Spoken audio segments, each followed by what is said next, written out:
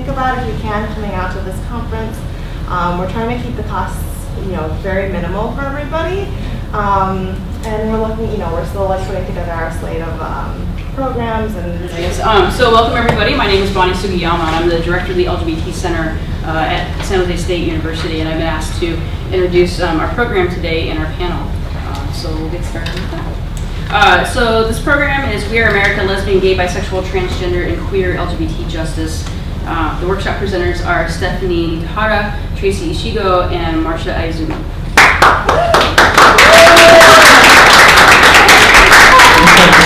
Within the Nikkei community, a culture of shame and silence around sex, sexual orientation, and gender identity deemed socially inappropriate or non-normative often has a negative and painful effects on lesbian, gay, bisexual, transgender, and queer-identified people and their families.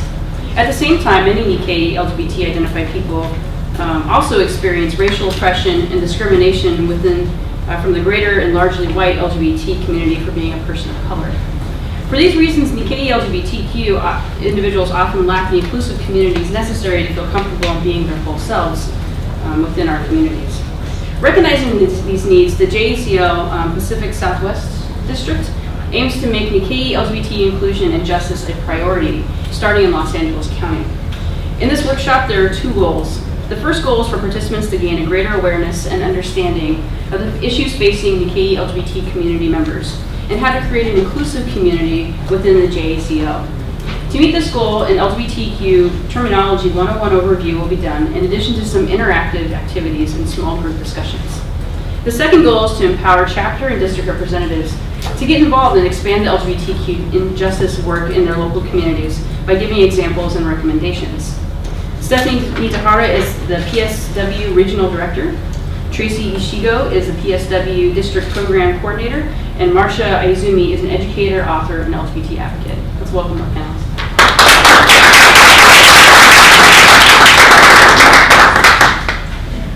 Thank you, Bonnie. And thank you, all of you, for coming to our workshop this morning. As Bonnie was saying, we'll be going through LGBTQ terminology. We'll do a quick gender and sexuality activity, and also just do some talk story, and also just do some small group discussions. And I think that's the most important part, right? Is thinking about how we can be a more inclusive community. So I would like to allow the panel to introduce themselves. Well, Bonnie pretty much covered it. My name is Tracy Ishio. I'm from the I belong to the San Fernando Valley JCL chapter as well. So is anyone else from the 818? Just me. Okay. Oh, I am. You are? Go, Marcia. Okay. And I'm really grateful to see you all here. It's really exciting, and I'm really looking forward to sharing the work that we've been doing and really seeing it. I mean, Marcia has already done so much with all across the nation too, but it's exciting to see it grow. And so thank you for being a part of that. And the program coordinator. That's it. And I guess Bonnie introduced us, but I wanted to add I'm the mother of a transgender son, and I have written a book, and I am so excited to see all the different faces that are representing all different, generations, and just the interest in this subject. So thank you so much for coming to our workshop. And again, I'm Stephanie Tahara. I'm the Pacific Southwest Regional Director, so I work for the National JACL, but I work out of the LA office in Little Tokyo. And so part of the reason why we're doing this workshop also is to continue the precedent that was set by the JACL back in the 90s, when they became the first non-LGBTQ organization to support same-sex marriage. So we wanted to see how can we push that forward and continue that work now. And so we're feeling this title, I think, captures it pretty well. There's still a lot of work to be done, especially within our community. The Nikkei community, I think, shies away a little bit from talking about gender and sexuality anyway. So it's important for us to start those conversations in order to be more of an inclusive community. So just to start everything off, we're going to do a little terminology 101. This is just really basic terminology, but it's just to get kind of everyone on the same page. So can anyone tell me how to define lesbian?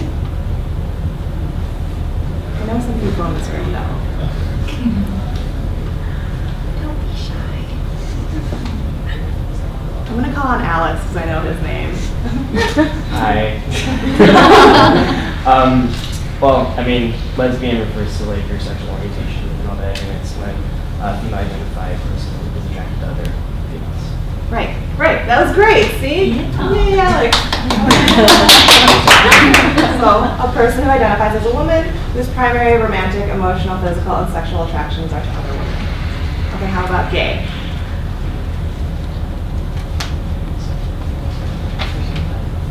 I'm gonna start calling out people whose names I know. So, Johnson.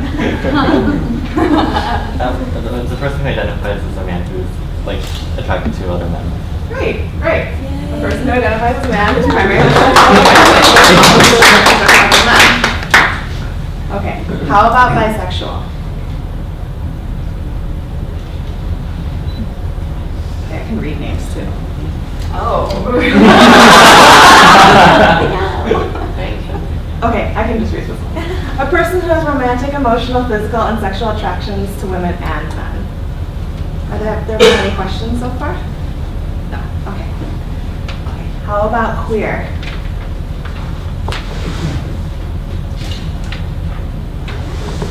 Oh, looks like someone's thinking over there. You have it? Oh, I put you on the spot. To me, I just say it's a gay person is, all the descriptors there. All the past descriptors? Yeah, I would say, Yeah.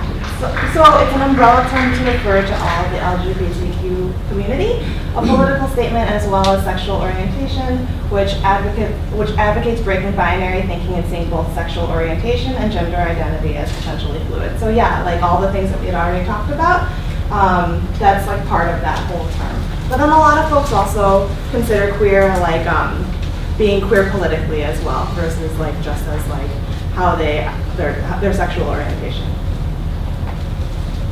How about transgender?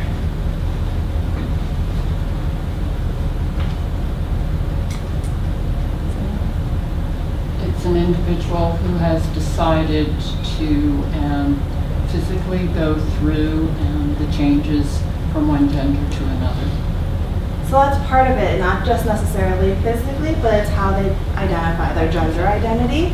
So there are folks who haven't gone through necessarily any kind of surgeries or anything, but it's someone who lives their life as a gender that's other than what they were assigned at birth. So a person whose psychological self, their gender identity, differs from the social expectations for the sex they were assigned with at birth. Being transgender is not a sexual orientation, but a gender identity. Transgender people may have any of the aforementioned sexual orientations. So someone who's transgender can also identify as gay, lesbian, bi, and or queer as well. And then how about cisgender? Cisgender?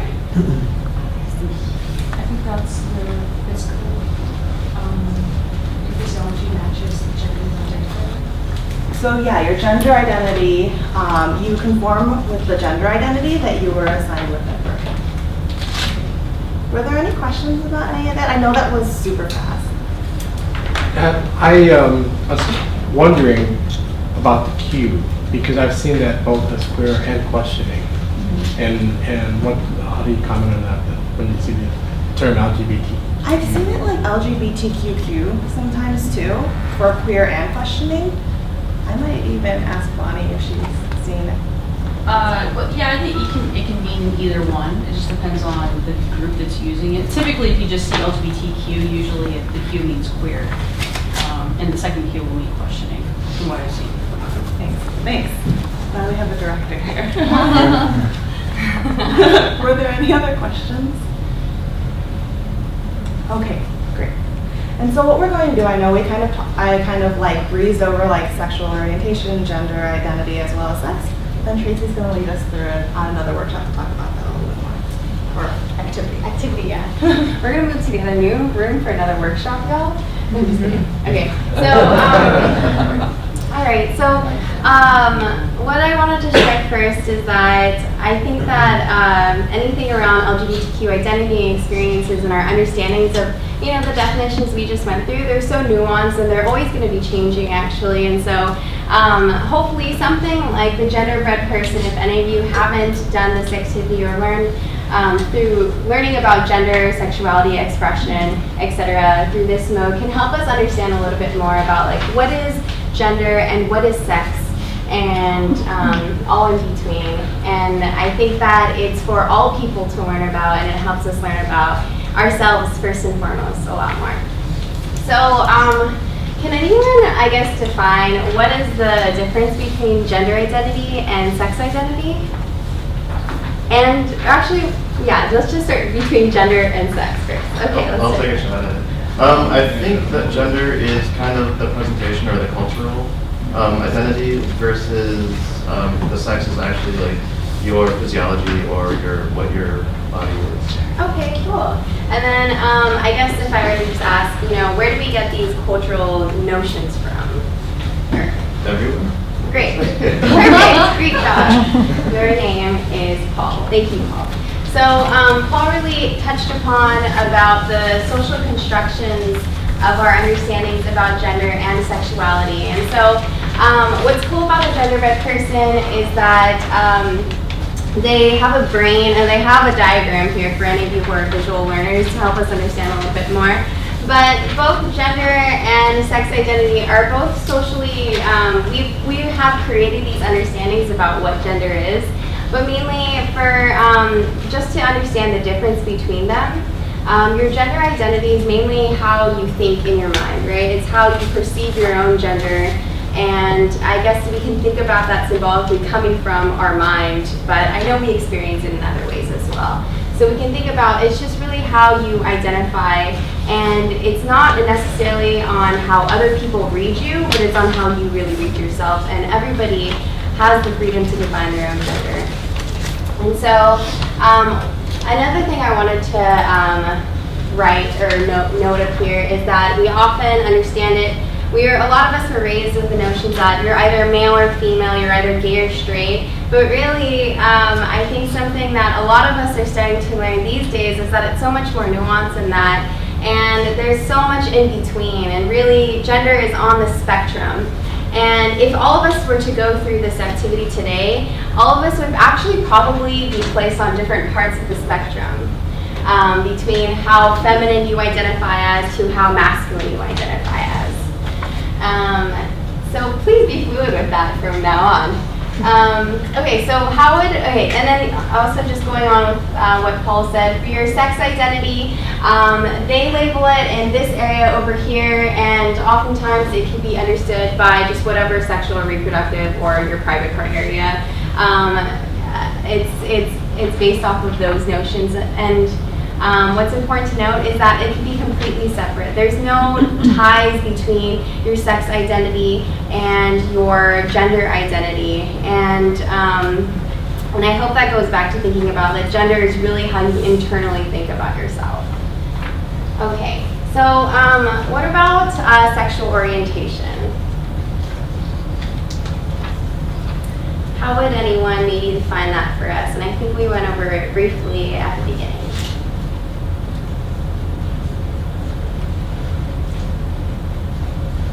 I see mouths like, okay, but I'll just go into it. It helps us a lot to see it as the heart over here. It's mainly who we're romantically, sexually, intimately, etc. attracted to, and we can just understand that by thinking about it, that it comes from our heart. And it has nothing to do with our gender identity or our sex identity. It's completely separate. And then lastly, we can also think about gender expression. And that's the outer dotted line on the outside. And, it's about how people may dress. It might be how you carry yourself. It might be how you speak. Anyone can identify as a woman, but still express themselves with very masculine characteristics. And that doesn't have to comment on their gender identity necessarily, but it can. And so that goes into gender expression, and that's also separate from your gender identity, but interconnected, and your sexual orientation and your sex identity. But over here on our right, we see that, again, they have these arrows just to show how there's so much fluidity between all of these ideas about gender identity, to the way we express ourselves, to our biological sex and to who we're attracted to.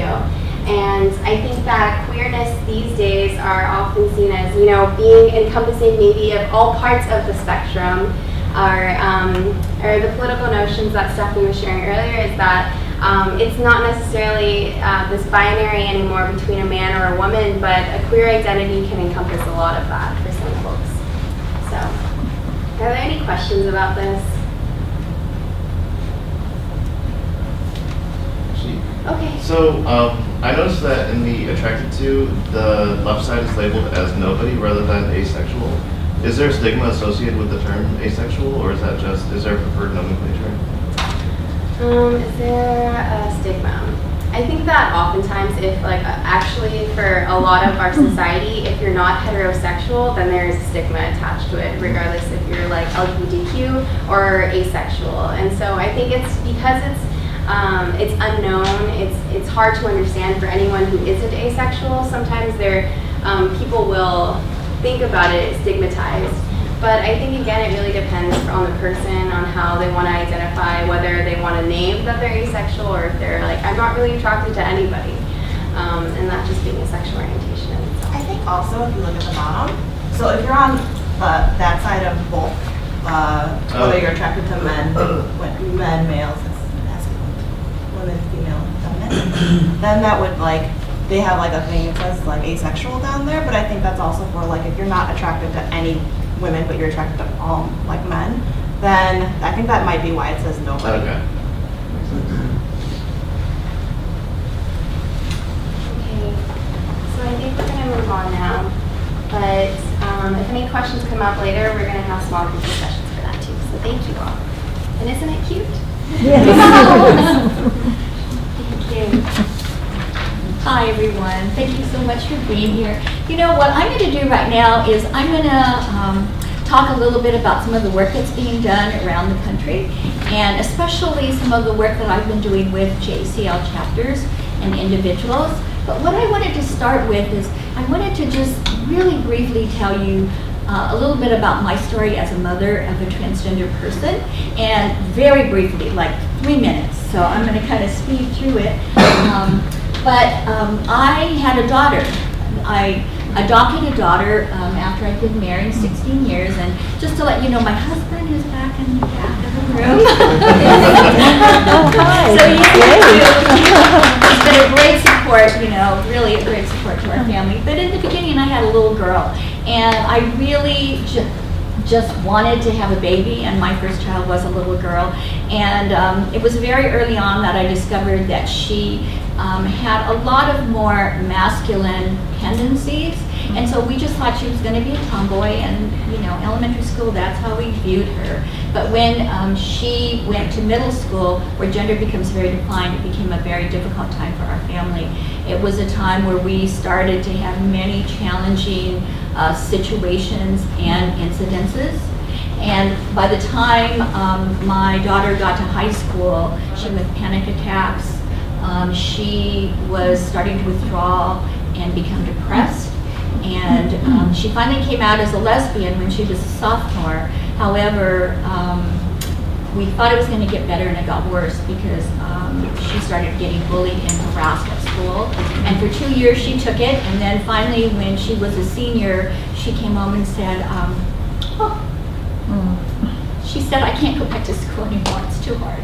And so my daughter did graduate, but she graduated by studying at home.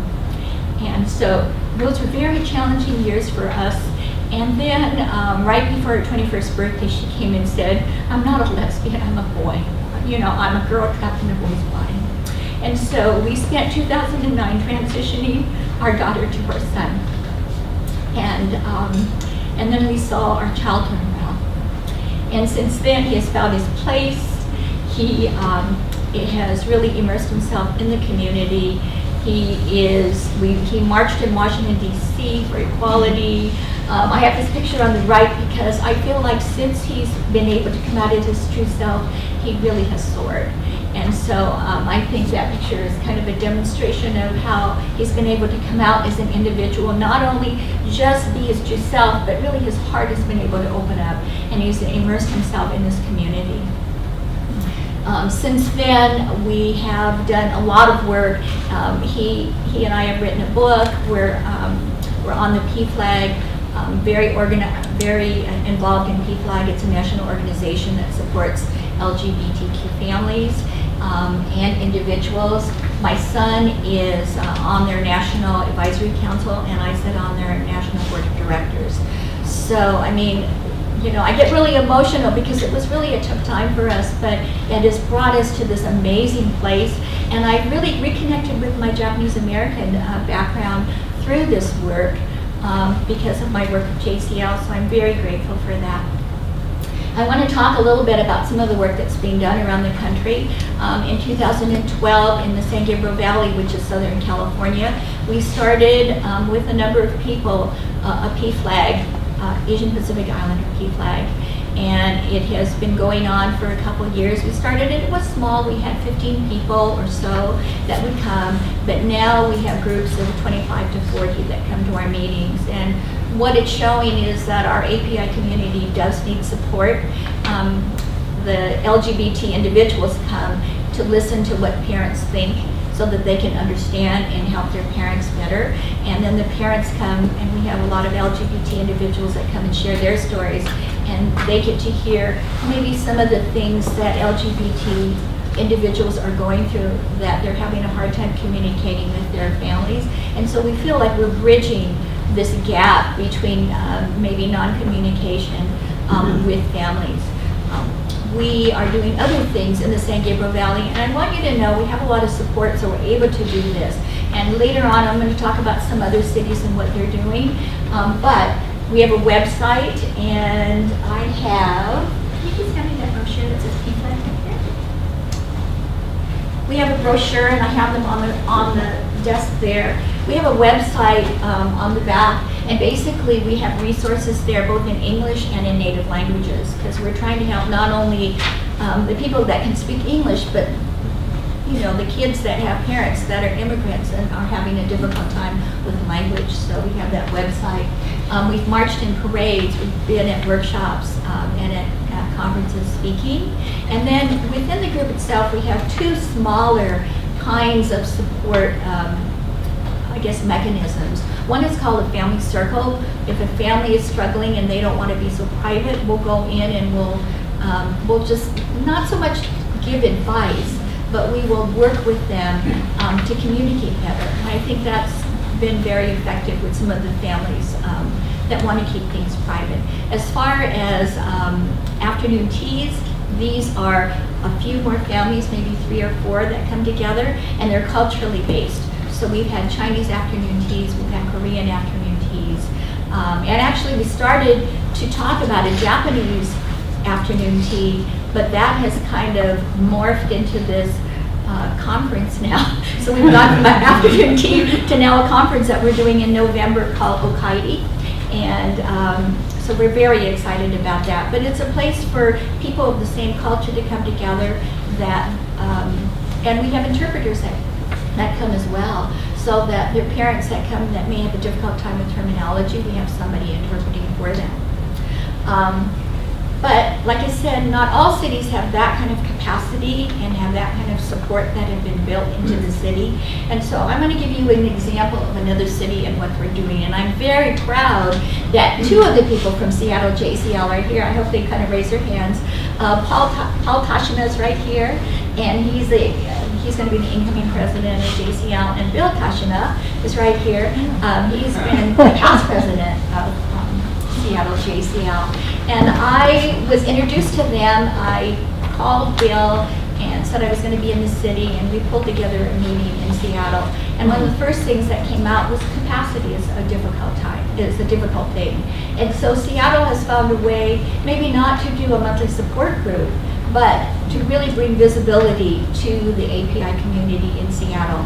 Last year what they did was they marched in the Pride Parade with PFLAG, and I had heard it was like amazing. You know, they had signs in different languages, and there were people on the side that were cheering for them.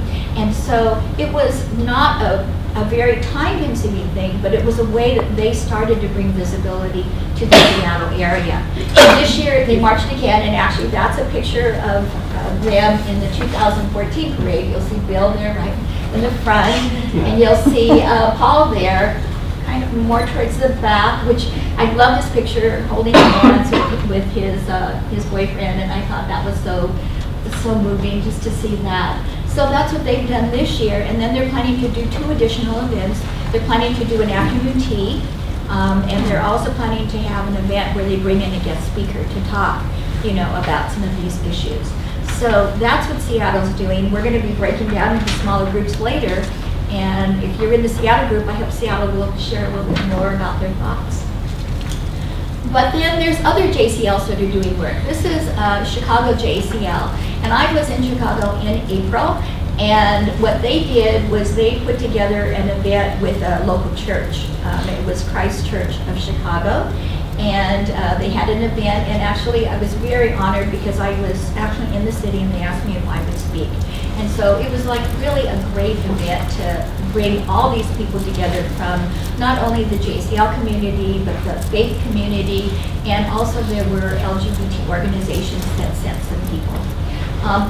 After that event, the president, Megan O'Connor, wrote an article for their newsletter, about what it was like to be transgender. So that was another small way that they were able to bring visibility to their community and to show support for the LGBTQ community. So, you know, it doesn't have to be really big what chapters do and what people do. It really is finding small ways that you can bring visibility and support so families within your community know that there is support there. I want to talk about a couple of other areas as well, and we're just starting to talk in these 2 areas, but New York is another one, and they're kind of rebuilding their chapter. And this is like such a sweet story, I think, because this person, do you see the person on the left-hand side of the picture with the gray hair? Her name is Suki, and I talked to her when I was in New York last month, and she said to me, you know, we're just trying to rebuild. I don't know what we can do, but you know, it's just good to know that people are trying to bring more visibility to the LGBTQ community. And so about a week or 2 later, I got this picture in the mail, in my email, and there's Suki at the Pride Parade. She's 80 years old. She says, I cannot walk that much because it's too much for my 80-year-old legs. But you know, she went and she found the API group, and she was there to cheer them on. And so just that small thing made such a difference, I think, to a lot of the kids that were there marching. So a small thing that could really have a huge ripple effect. So, and then the last thing is the JCL Midwest District. When I was in Chicago, they had some other delegates that had come together, and they asked me to come speak there. So bringing once again more visibility, Bill Yoshino asked me if that was possible for me to come. So these are just like some things that are happening around the country, some that are more established with a lot of support, and some that are getting started, or they're kind of in the middle of just trying to grow and evolve this to bring more visibility. So I'm going to turn this back over to Stephanie and Tracy, and I think we're going to move into like more group activities at this time. Oh, sorry. It's okay. Oh my gosh. Oh, I'm so sorry. So no, now what we're going to do is we're going to go through and talk about what the PSW is doing in the Southern California area. Oh, question. Oh, yes. I'm new to all this, so you threw out the terms PFLAG and SGB, and I was just wondering if you could explain what all Yes. the initials stand for, because they were on the screen and, you know, I don't know. Thank you so much. Okay, basic things. Yes, no, thank you so much. PFLAG, actually the acronym stands for Parents, Family, and Friends for Lesbians and Gays. It's an organization that's national that started 40 years ago, over 40 years ago, and now what they're being known as is a national organization that supports lesbian, gay, bisexual, and transgender individuals. And so they've kind of broadened their support to the entire LGBTQ community. And then SGV stands for San Gabriel Valley. And that's, an area in Southern California. Sorry. I think sometimes when you're kind of in this, you just like throw those initials out, and think that you'll know, people will know. But thank you so much for bringing that question up. Is there anybody else that has a question? Any other acronym that maybe API? Okay, so now I'm going to turn it over to PSW. Pacific Southwest. Pacific Southwest. Thank you. Well, I just want to take a moment to honor Marcia, and if maybe you all would join me in a round of applause.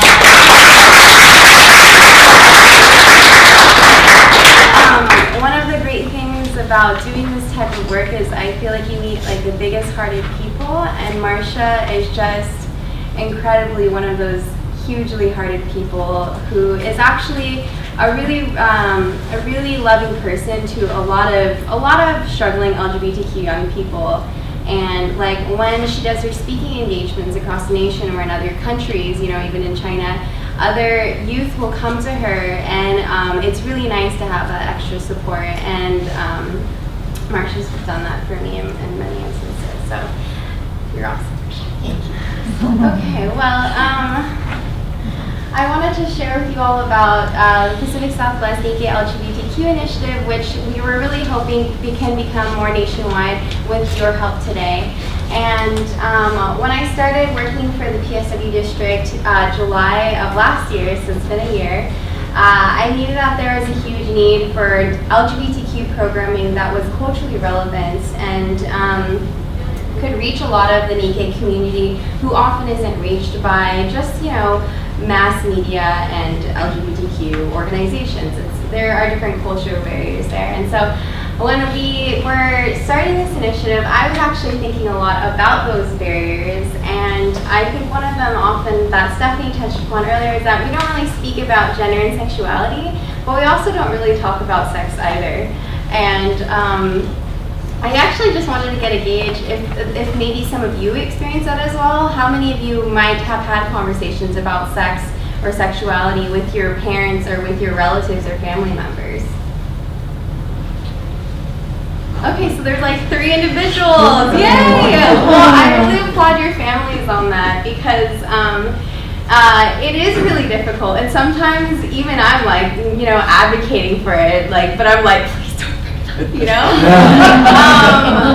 but just a funny story is like my mom was like maybe a year ago or a couple years ago, she was just like, Tracy, you're not having no.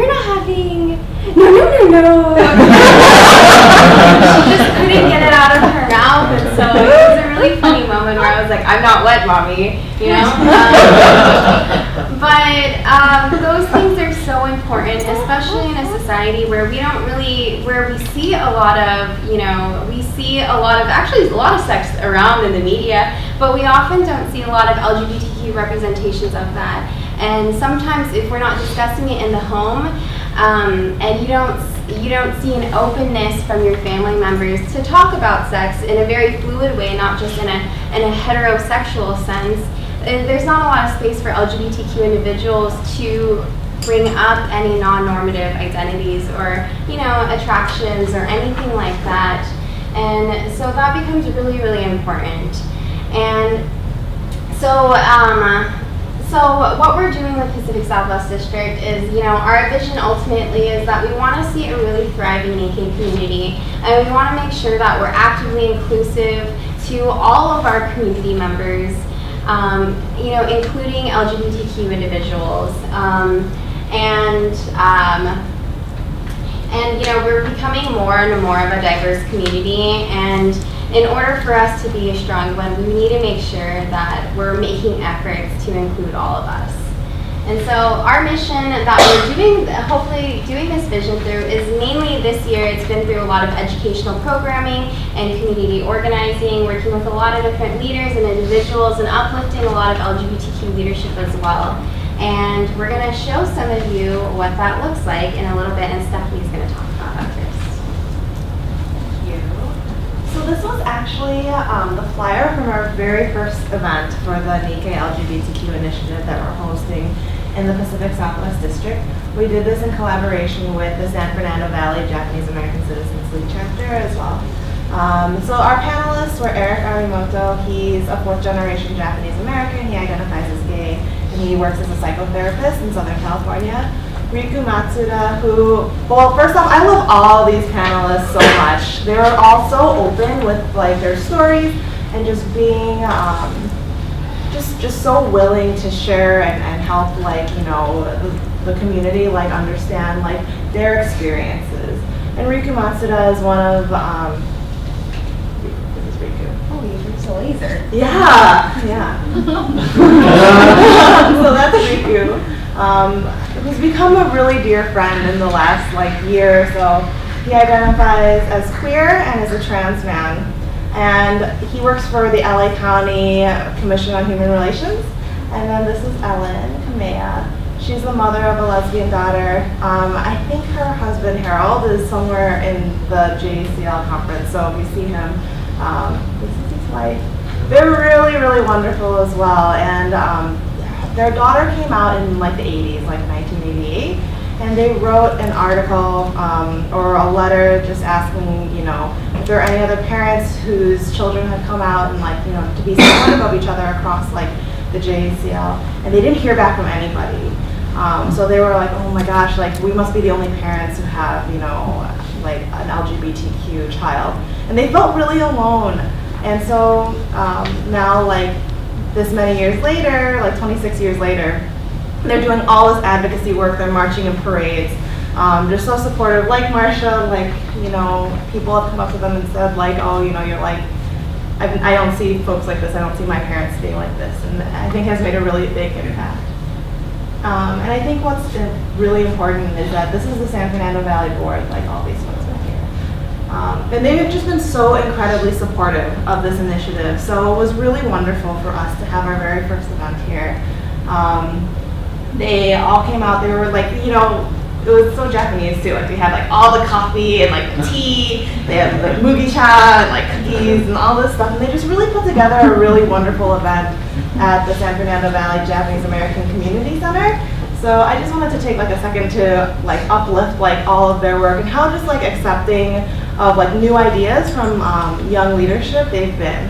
So that was our very, very first kickoff event. And then Tracy's going to share about the more recent one. Okay, great. So this is this happened on May 31st, and we did this in collaboration with a church. This was the Centenary United Methodist Church of Los Angeles in Little Tokyo, and some of you might know Reverend Mark Nakagawa. Well, get to know him. He's really progressive and great and super inclusive, and you know, he's also on the organizing committee for Okaidi, our November 15th gathering, and so we approached him wanting to do, you know, an LGBTQ event, and that's what's important about our initiative is that we're looking for different community leaders, and we want to collaborate. We know we can't do this alone. We know that, you know, there are various parts of our community that need to be reached, and one of them is through the religious, you know, the religious faith area. And so Reverend Mark is really enthusiastic because actually at the time, I'm not sure if any of you are following Methodist politics or whatnot, but there was a reverend or a pastor who was defrocked because he had presided over the wedding of his gay son. And because of that, the Methodist church in the district he was at, they defrocked him, so that means that they took away his abilities to be a priest, essentially. And so there was so much politics around that, and you know, since then he's been refrocked, which is a great thing, and that's also because there was a lot of uproar about how could you do this, and you know, looking at the humanity of the situation, and that this was his family member and this is his son. And so he knew that like a lot of people in his church were talking about it. So it was a really great opportunity for us to collaborate. And on this panel, he brought in Bishop Roy Sano, who is a retired pastor. He's written a lot of things on biblical obedience and how the Bible actually can be extremely supportive of LGBTQ community members and allies, and how it doesn't have to go against your faith. And so he came in this, I'll show you a picture after, you'll see. You'll see his outfit, it looks great. But anyways, we also had Mia Yamamoto, who I'm not sure if any of you are familiar as well. She's this fierce trans woman of color. She was born in Poston. She served in the Vietnam War. She's very anti-war. She's very anti-oppression, actually, in so many different ways. And her story was really incredible because she transitioned in a later time in her life. And she would talk about how, one day when she decided to transition, she came, in a suit one day, and the next day she came in a dress suit. And, of course she got a lot of stares and a lot of people not understanding the transgender experiences that there are. But she made a huge point that she knew she was strong enough, and when she walked into the courtroom, because she's a lawyer, she walked into the courtroom, she knew that she's not only liberating herself, but she was liberating everyone else in there as well. And I think that touched a lot of individuals in the crowd, and there was even one family who had driven from Arizona to be here for this event, and got to really connect with her later on. And then Eric and Riku participated on it as well, and they're really great. We also wanted to bring in Eileen Ma, who's the executive director for API Equality Los Angeles, a really, really great Asian Pacific Islander LGBTQ organization. They have different locations as well. And we wanted to bring her in because not only is she a great moderator, but we know that it's so important for more people to know what LGBTQ resources are like out there for the API community. And it was a joy working with the Centenary Methodist Church. They had a church and society committee, and it was a joy to work with them and learn and build together. And that's equally as important as the actual event itself, because as we work with more community members on collaborating and putting the event together, there's so much learning that happens in the process, and now that they get to share that with other people as well. So the outfit that I wanted to point out was Bishop Sano. He came in this awesome hot pink, like it's very vibrantly hot pink. And we had a great turnout. Actually, multiple people were like, I want to be a pastor if I could wear that. But we had a really incredible turnout. At our first event in the San Fernando Valley, we had about 40 to 50 community members come out. And at this one, we had 75 to 100 to come out.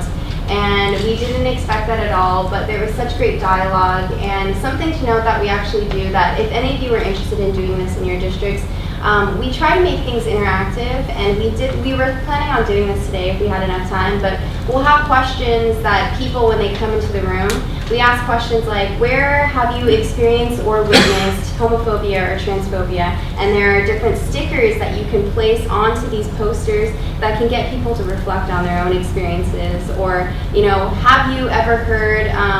have you ever received messages on, girls dress like this, or boys only do this, those sorts of things. And it was really quite interesting because I think in doing this work, it's important to know that whether you're LGBTQ or you're a straight ally, all of us are interconnected in gender and sexuality freedom, because at some point in time, all of us were socialized to act in a certain place in society. And I think it's really great because in many ways, we all transgress those notions of what a girl should do or what a boy should do. And so I think it's something that everybody can connect with.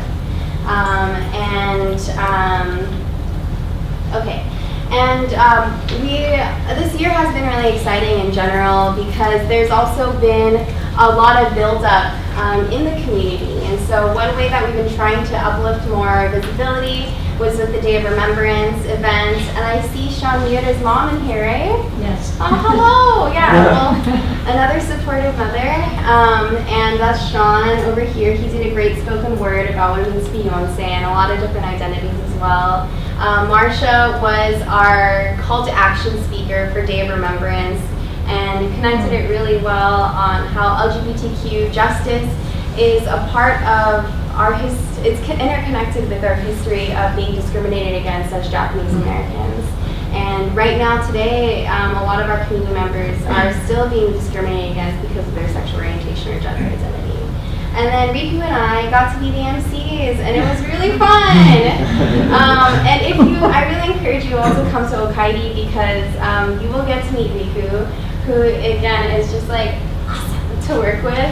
I can't say it enough, but he's a really incredible, very generous with his knowledge and spirit. And then thanks to the leadership of Harold Kamea, who's here at the conference representing San Fernando Valley JACL, he's pushing the Pacific Southwest to be in Nisei Week this year. And so we're going to be having signs promoting Okaidi, promoting LGBTQ inclusion in the Nikkei community, and hopefully creating more discussion at this year's Nisei Week festival. And so, if any of you are interested in doing this type of work, we have a lot of resources that we want to share, but just know that there's so much current work and current programming that exists that you can incorporate into, into the Nikkei LGBTQ initiative and help us achieve this overall mission we have. I don't know if I missed it. Did you go over what Day of Remembrance is? Oh, sorry, thank you. So, for those of you who might not be familiar, the Day of Remembrance is an annual,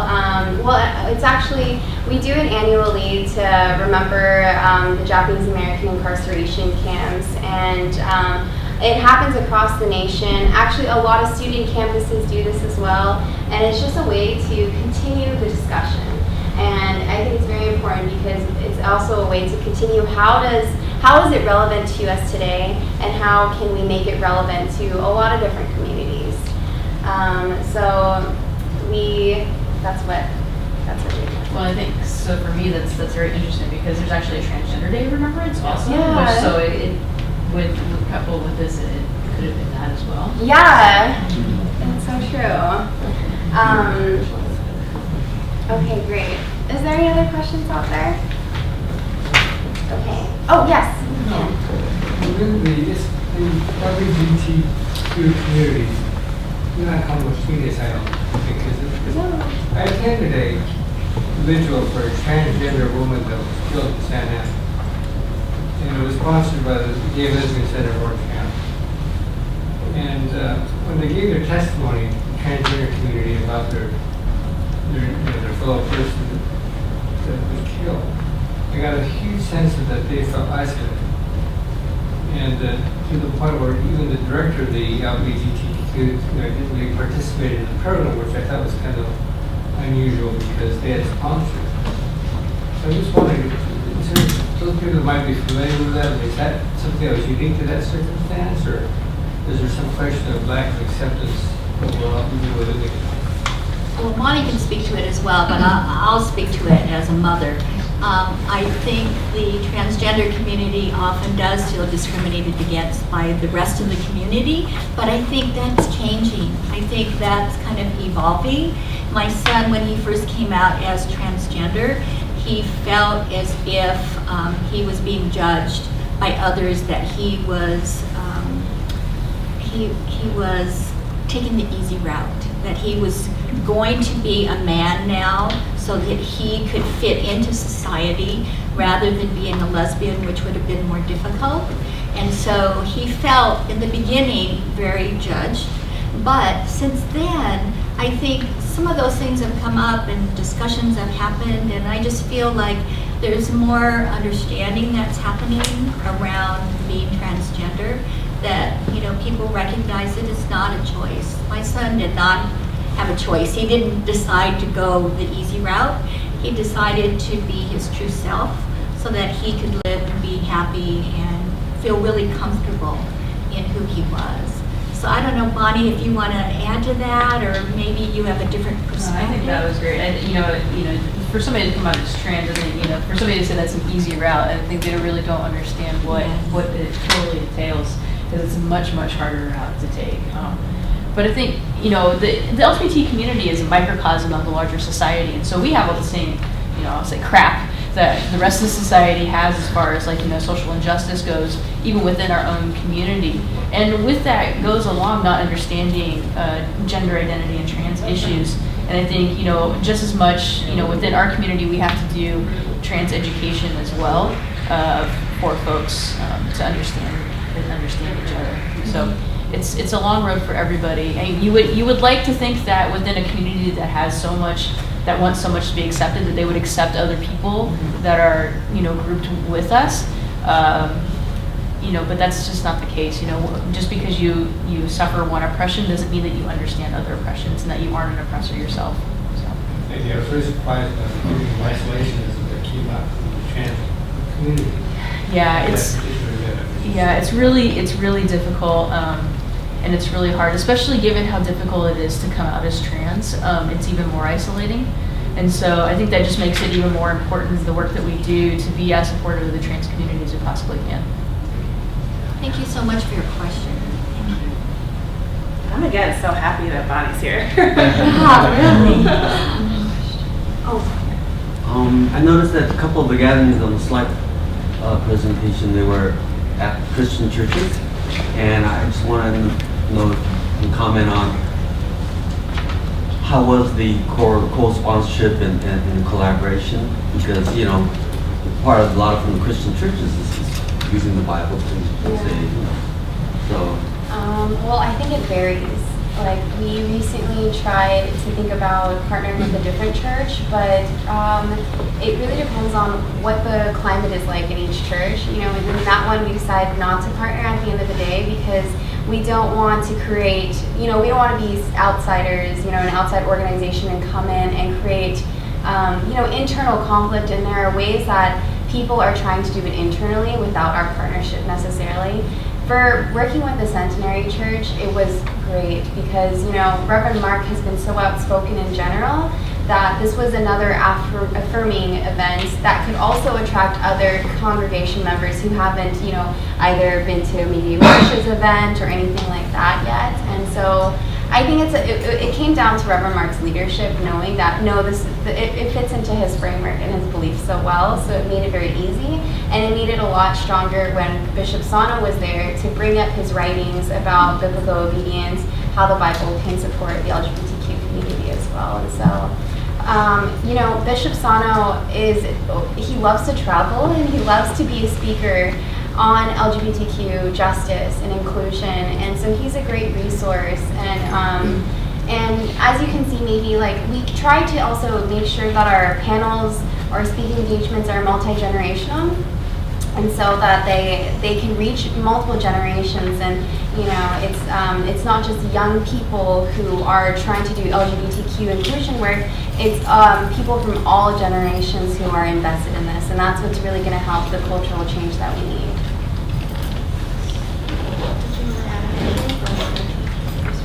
Yeah,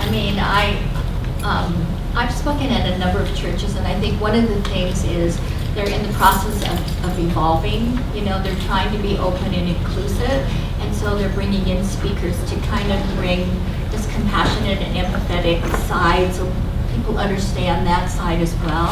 And so I just really applaud the churches that are doing this work because, oh my gosh, my son was asked to leave the church that we went to. And when you are struggling and you hope you have a spiritual support and you're asked to leave a church, that was really difficult. So when I see churches today that are out there trying to understand and help their church be more inclusive, I'm just so grateful for that work. So anyway, I don't know if I even answered the question, but I'm just really grateful for the churches that are out there right now. Just a little side story. So the church that I went to when I lived in Chicago, they decided to go through an open and affirming process. And so that included 8 weeks, where after every week they would do a workshop. And I think they went through LGBTQ cis bi, they kept going, right? So many things, right? Or I said B twice, but yeah. So they went through this 8-week process, and then they unanimously voted to be open and affirming, which was wonderful. And then as part of that, my boyfriend's mother read Marsha's book, and she passed that book on to my mother, who passed that on to her sister. And so all these folks were reading Marsha's book, and my mom happened to be visiting me in LA and was telling me, oh, you know, I've been reading this book. It's about a Japanese American mother and her transgender son. And I was like, I just had a meeting with her. Like, I just met her. So I just thought that was kind of cool. And then Marsha went out and spoke at that church. So it was sort of this like really exciting, like full circle, like thing. And I think it was just, I'm really proud of this church because they're predominantly like second generation, like Nisei, 80 years old, like Japanese American folks. And they decided unanimously to become open and affirming. So I was just like it warms my heart. But, so we've been dancing around this thing, Okaidi, a Nikkei LGBTQ gathering a lot. These are just some pictures from some of our planning events. I really love this group. And it's going to be a weekend conference that is, all the sessions are going to be on November. Oh yeah, that's Kendall. Kendall is an awesome intern, by the way, who designed our flyers. They're beautiful! Thank you, Kendall. Yeah. But this has just been such an exciting process to try and create a conference and, you know, gathering for all these folks. And Okaidi means welcome home, right? Welcome home. And so it's just like to, you know, make the Japanese American community in Southern California, starting there, a home, you know, for the whole community. And this is like just one of the baby steps here. But what's kind of cool is like with all these supporters here, right? Like there's a whole wealth of like different groups that are coming to be a part of this table to create this space. So that includes the Asian American Pacific Islanders for Christians for Social Justice, API Equality LA, Asian Americans Advancing Justice Los Angeles, formerly the Asian Pacific American Legal Center, Centenary, and this is Reverend Mark. So if you're ever in LA, find this guy. He knows everyone and he's so supportive. The Japanese American Bar Association, Linda Artani has been very supportive, and CAPIA, PFLAG, and the Sansei Legacy Grant. And so, like, as you can see, not all these are LGBTQ organizations. Some are even faith. And I just think that it's so awesome that we have this, like, you know, group of multi-generational folks and coming from all walks of life planning this conference. So definitely take one of these flyers and think about if you can coming out to this conference. We're trying to keep the costs, you know, very minimal for everybody. And we're looking, you know, we're still like putting together our slate of programs and speakers and everything. But Marsha's going to be doing a little bit of speaking. So if you want to hear Marsha speak again, that's an opportunity to do it. It'll be more in depth too. Yeah, because we only have 30 minutes more, but we'll be doing this for a whole weekend. So it'll be a great opportunity to keep this dialogue going. So we were going to break up into small groups. I'm not sure how many folks are from. I'm Karen. I'm also from Bill from Seattle. Paul, Seattle. I'm John. I'm actually from LA, but I go to school in Berkeley, so that's why I was kind of conflicted. I'm Arlene from Seattle. I'm Corinne from Chelsea. Mike from The Swan Eagle chapter, which is like Orange County, and my preferred pronoun would be she. Yeah, so I'm Stephanie. I'm the Pacific Southwest Regional Director, so I work in LA now, but I'm originally from Chicago, as I kind of like alluded to. I lived there up until like 2 years ago, so You have to put Mikado in there all the time. Because like when I met my friend at the convention. So yeah, I come from Bethesda, and